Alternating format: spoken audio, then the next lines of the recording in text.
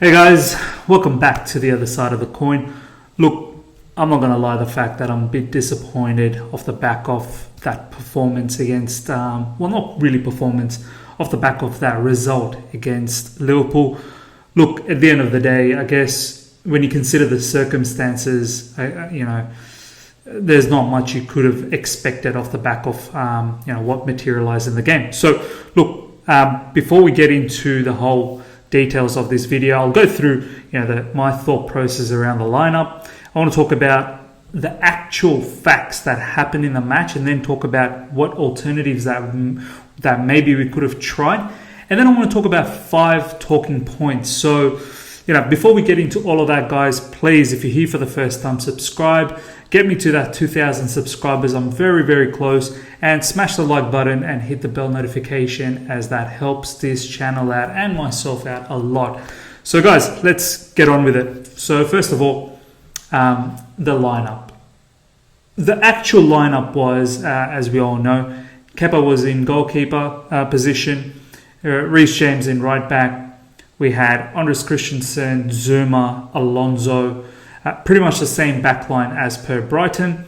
And in midfield, there was a bit of a tweak. We had Jorginho in the sort of holding midfield area position, register, whatever you want to call it. Kante on the right side, Kovacic on the left side, so that mid trio of Kante, Jorginho and Kovacic. And up front, we had Kai Havertz, Timo Werner and Mason Mount. So when I first looked at that lineup, I thought maybe this is, just like Brighton, where Mount is going to play on the left, Kai Havertz on the right, and Timo Werner in the middle. But as the game sort of started, it was really Kai Havertz playing as the false 9, and Timo Werner was predominantly in left wing. Yeah, they were, changing around every now and then, but Mount was mostly on the right side, basically trying to marshal Robertson. So look, let's just talk about this lineup first. I said it just before the match when I did my preview, that if we must start Mason Mount, which is fine by me because Frank really, really likes him, then why not play him in midfield? I feel like the likes of Jorginho, Kante and Kovacic is a bit too much of an overkill in midfield.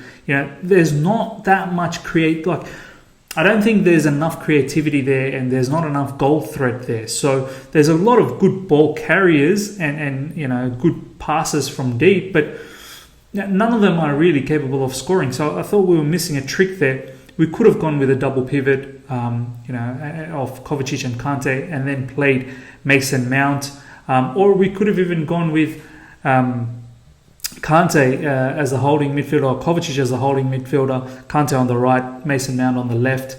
A whole heap of different variations that we could have done if we needed to play Mount. But and what that opens up for us is that we could have played Calvert-Lewin, which I feel would have been far more effective against Liverpool's, Trent Alexander-Arnold and Robertson, especially Trent Alexander-Arnold, who was a bit suspect in terms of defending, especially with fast players. But look, as the game materialized, pretty much in terms of the lineup, that would probably be my biggest factor, that why are we playing Mason Mount in the wings when we have a natural winger? We could have accommodated him in midfield. A lot of people are saying that Mason Mount's defensive work is very, very good, but then again, we can't be sacrificing a winger because someone's defensive game is good. Defense has to be a collective matter. It shouldn't just be dependent on Mason Mount. But nonetheless, let's move on to the match itself. Regardless of my issues around the starting lineup, I think the match went pretty good up until the red card, which we'll talk about. First half, pretty much we were playing on the counter. We allowed Liverpool to have all the control. I thought with that midfield trio, we were actually going to be the ones who are going to control the match, but we didn't. We allowed them to have most of the balls, and we were countering, and we looked pretty decent. We were getting closer and closer to scoring a goal just before the red card. The way we were sort of setting up, especially Timo Werner, and his work rate was immense on the left side, and there were moments where we would drive from deep and we would find Timo Werner, and he would then be 1-on-1 or 2-on-2 with the Liverpool defenders. mind you, Fabinho did really, really well against Werner. But, I suppose what Frank was setting out to do, it was working.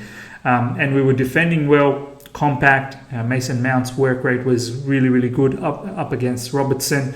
Reece James was fantastic in defense, and overall the whole defense was pretty good. Timo Werner was dropping deep to help out Alonso, and obviously with the midfield, we were looked after quite well.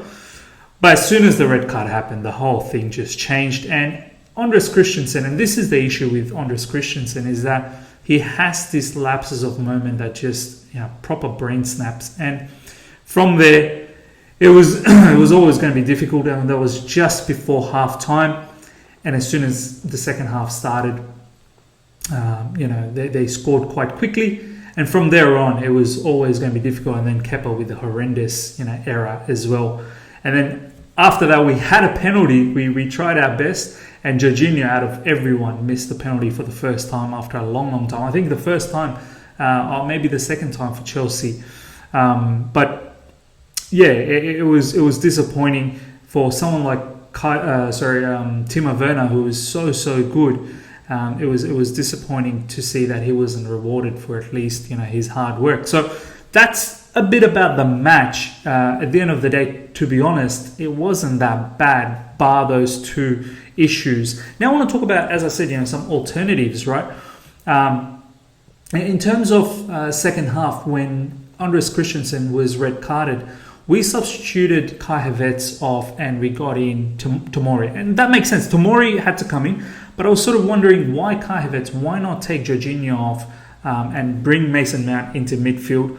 There was going to be a lot of running and defending that needed to be done, so why not have someone who's a bit more mobile, but still keep Kai Havertz for that threat going forward? So I feel like question marks around that. I don't know what Jorginho gave us in the second half or even in the first half in terms of passing or ball retention or soaking up pressure. I'm not really sure what he provided. So that's a bit of a mystery for me in regards to that. Now, that's about the lineup and the match itself. Now let's talk about some talking points. 5 talking points, and we've kind of touched on a few of it. First of all, the Andreas Christensen penalty. Guys, he just fell asleep. He fell asleep. He did not see Mane come in, and he should be alert.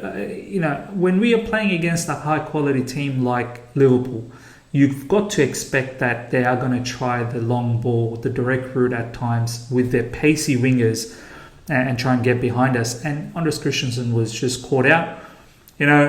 Once he was caught out, I suppose he just didn't trust himself that he could recover from that, and then he pretty much rugby tackled Mane, and it was a red card. 100% it was a red card. Obviously, Kepa coming out probably didn't help him out either.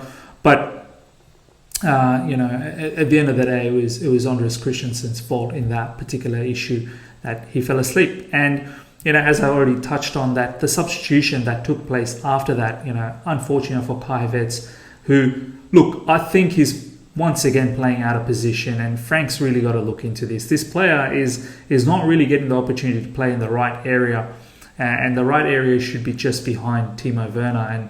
And once again, going back to the lineup, had we played a different formation and allowed, let's say, Kai Havertz to play as a 10 just behind Werner and have proper wingers, that probably would have suited his game style a lot more. Of course, once the injured players that come back like Ziyech and Pulisic, hopefully it'll be different. So that's one of the talking points in terms of Andreas Christensen. Next one is Kepa. Guys, horrendous error, honestly. I mean, this guy's finished, honestly. It's done. There was a mistake against Brighton. Once again, a mistake here. He seems so pressured. He does not want the ball to be passed back to him.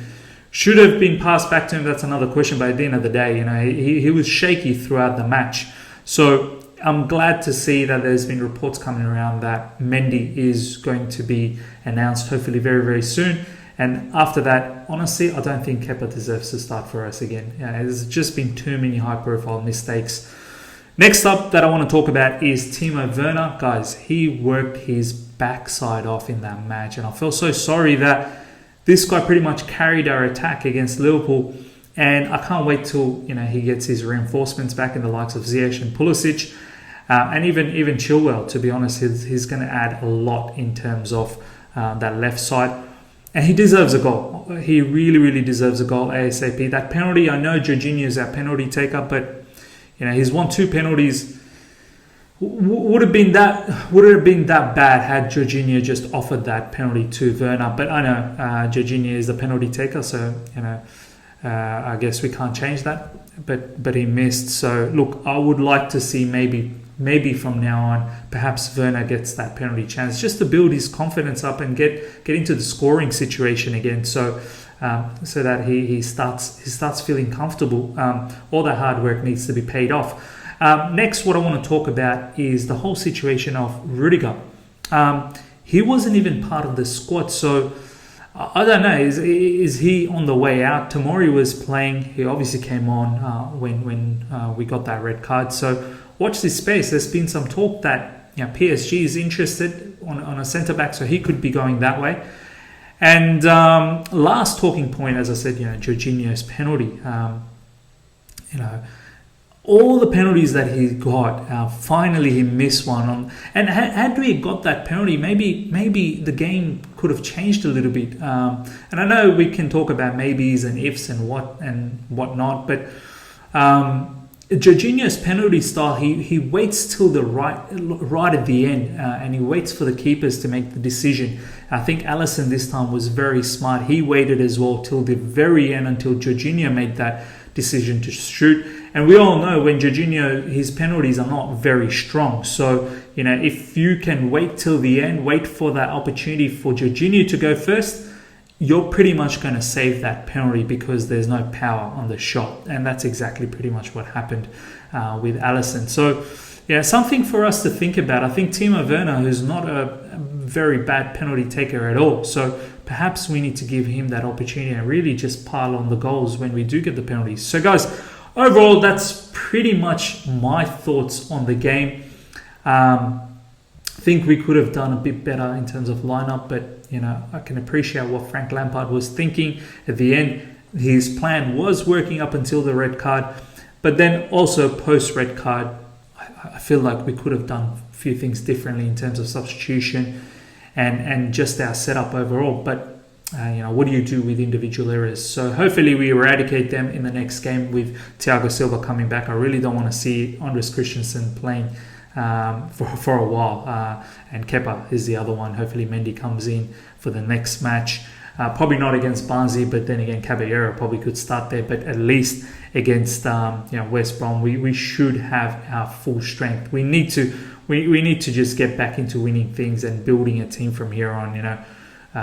This season we really cannot be dropping too many points. So guys, let me know what your thoughts are about this whole match.